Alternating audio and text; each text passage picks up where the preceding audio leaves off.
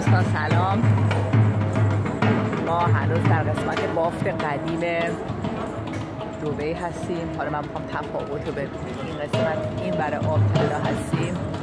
ببینید بافت قدیم.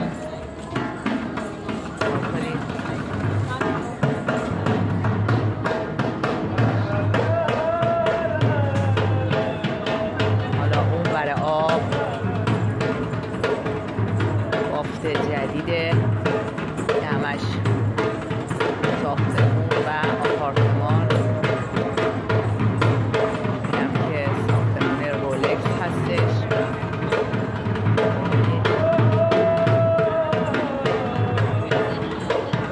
خداییش ببینید از چی به چی رسیدن دبی، امارات از خاک و شن به اونجا رسیدن. ما هم با